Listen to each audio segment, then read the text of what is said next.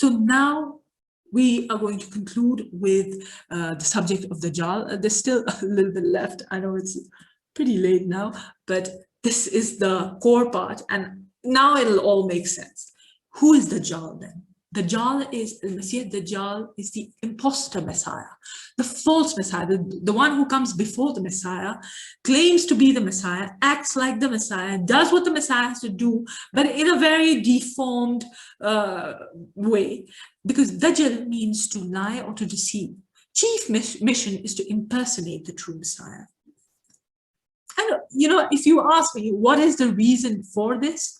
The reason for this is literally that when you have a spiritually blind people, they will not be able to, they're looking for something that is not what they think is a solution, is their death and destruction. The days of Dajjal. Now, this is the core subject of Dajjal. If we can understand this, we can understand the whole subject. Because Dajjal is it's a very, you know, it's a metaphysical phenomenon, firstly. Of course, the Dajjal is a human being. It's going to come, I mean, he's going to come as a human being. But then there's something metaphysical about the Dajjal, which is the duration of time that the Dajjal is actually going to be in. The Messenger of Allah sallallahu alaihi wasallam said, when the Sahaba asked him, how long will Dajjal stay on earth? He said, for 40 days. One day like a year, one day like a month, one day like a week, and the rest of his days are like your days.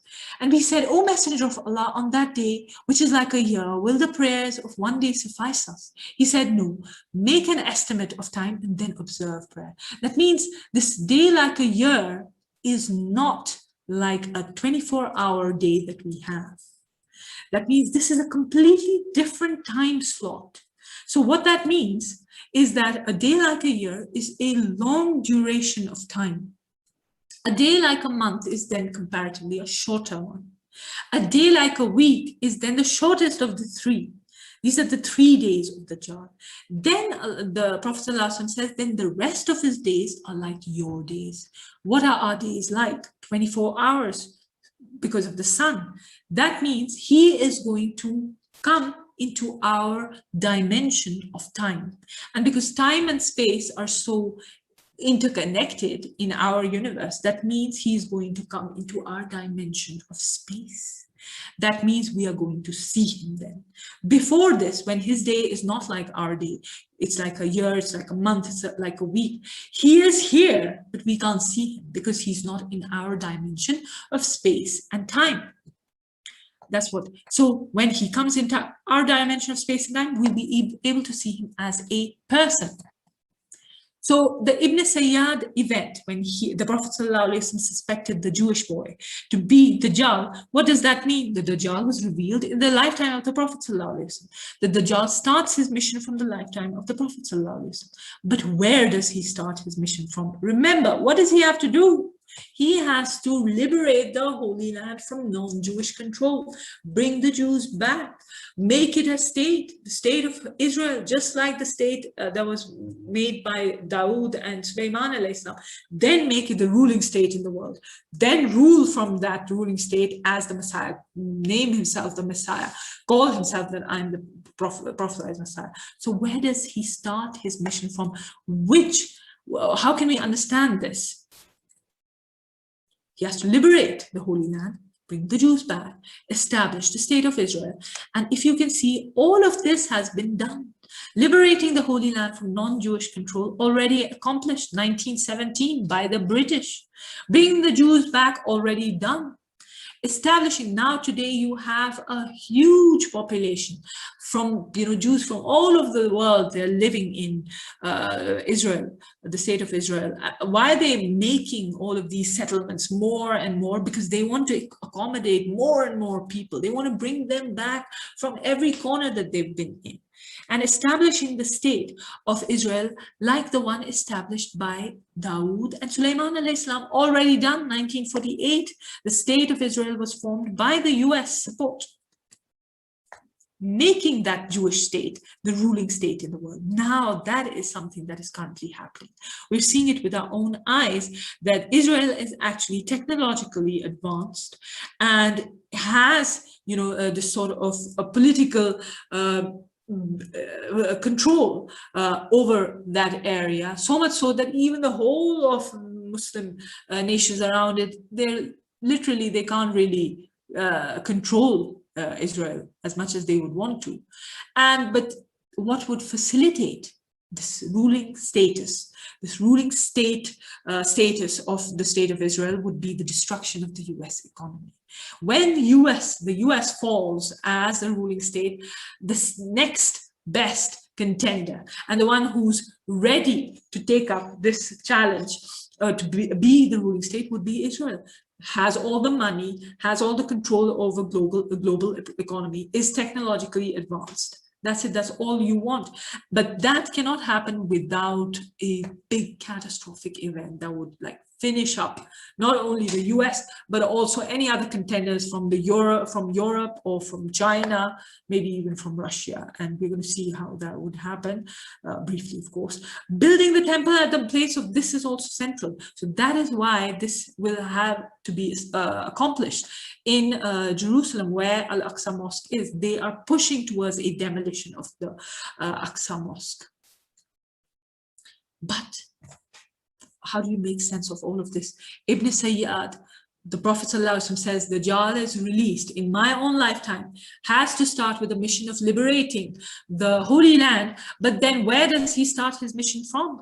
We get a little bit of insight from this hadith.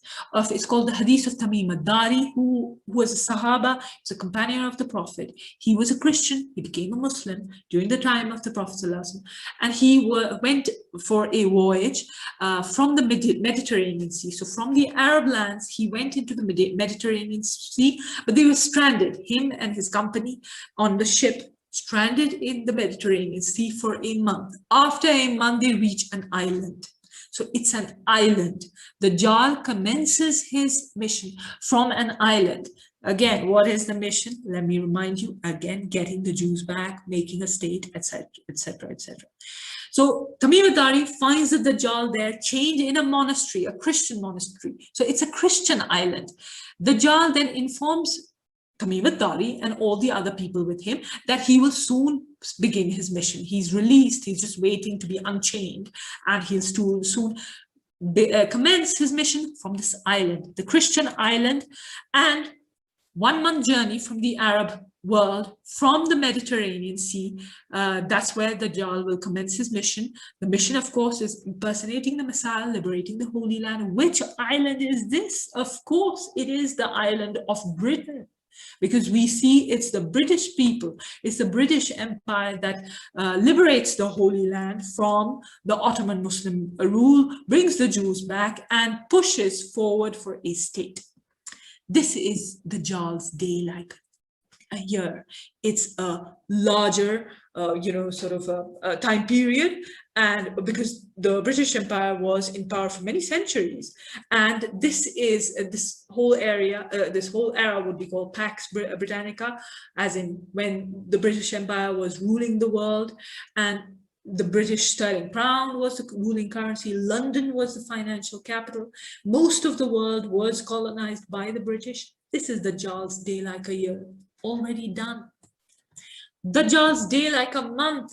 The US, who succeeded the British Empire as the ruling state. Of course, you need to have like two bents of political current affairs knowledge to understand that the US succeeded the British Empire as the global superpower. Pax Americana started. US dollar becomes the ruling currency. Washington and New York City become the financial capital of the world. Now notice here, I'm talking in the past tense, because now we've changed. We're seeing a shift. It was the ruling state, but the status as a ruling state, many would contend with the fact that now we can see they're even going out of Afghanistan. So that just shows how weak the US has become. The Dajjal's day like a week then. Who succeeds the US? If the Jar has to convince the Jews and has to accomplish this mission, the state of Israel needs to become a superpower. And this is wallahi, let me tell you this is the genius of Sheikh Imran Hussein. Literally 20 years ago, you can see it, it's on YouTube, his lecture, where he actually says this. At that time, it was a fantasy. How can a tiny little Israel, surrounded by enemies, nowhere on the globe, almost could be annihilated, how can Israel become a ruling state in the world? And within these 20 years, we've seen such rapid progress in Israel's economy, in Israel's technology, in its political standing, in the fact that Donald Trump made Jerusalem its capital, and that's where the Messiah has to rule from. Jerusalem has to become the capital of Israel, and we saw that in last year that happened. And Jerusalem will finally become the financial capital of the world as well, because how it's going to control all the economy. So this is mind-boggling. We've talked about this in part 1. How can a people like this, those are Jewish people coming from Russia and from Eastern Europe to Ottoman Muslim lands as immigrants, as refugees, this is how they came. And within just 100 years, they're literally like leaders in technology. They're so advanced, way, way, way more than many nations. Then after the day of like a week is done, then you have the rest of his days like your days. That means the Dajjal is going to come into our dimension of space and time, appear like a human being, a man. And he'll be a young Jew. That is how the Prophet ﷺ said he will be a Jewish man. He'll be like Ibn Sayyad was a Jewish boy, and he'll be a leader of Israel. He will rule from Jerusalem. And the events that will lead up to this, because Israel is on its way to becoming a global superpower, and that is how, what are the events that lead up to this? There has to be a great war. Like the US economy has to be completely, decimated, and any other contender, be it from the European nations or any other, from NATO or anybody who is part of NATO, has to be completely decimated. So that means most of northern hemisphere would be destroyed in this great. It's going to be a nuclear war. The Prophet ﷺ says it's such a great war, the Malhama, before the Dajjal. It's so great that even the birds would fall down. That means they would not be able to navigate, and that's what happens with a nuclear, fallout, and especially the radiation around. It's also connected with Dukhan, because there's going to be so much smoke and soot and radioactive, radiation everywhere, that the events after that are going to be even worse. Like the living would envy the dead. It would be better to die than to live, especially for the northern hemisphere. That's where the war between NATO and Russia, and that's why they're pushing China, sanctions, Uyghur Muslims, Russia is like this and that. This is all leading up to that, because this is the great. That's how Israel will become the ruling state in the world. So, of course, when you have the Dukhan, you're going to have sunlight being blocked out for God knows 10 to 15 years, no agriculture, famine, drought. With all of the radiation, the white blood cells are completely gone. Your immunity is absolutely decimated. There are going to be epidemics of cancer, of other diseases. Maybe if coronavirus is there, maybe, it's going to be literally like the worst possible scenario. And may Allah save us from this. This is really scary. So if you ask me after all of this, where are we? So the day like a year is done with the British. The day like a month is done with the US being the ruling state in the world. We are somewhere between the state of Israel becoming the ruling superpower in the world. So somewhere between that, many people would say we're already there, but I say we're somewhere going towards that. And that is what makes this discipline, this field so remarkable, that it's literally like we're seeing it with our own eyes. We're seeing what the Prophet ﷺ said with our own eyes. And all we can say is Sadaqallahu wa Rasuluhu. Indeed, Allah and His messengers spoke the truth.